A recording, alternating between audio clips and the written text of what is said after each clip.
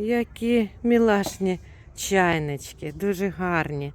Емаль, Туреччина, подвійна, найкраща емаль. Тут 2 літри. І вони є в різних... Бачите, яка емаль? Кришечка не розбилась. І вони є в різних кольорах. Буду вам знімати все. 2 літри.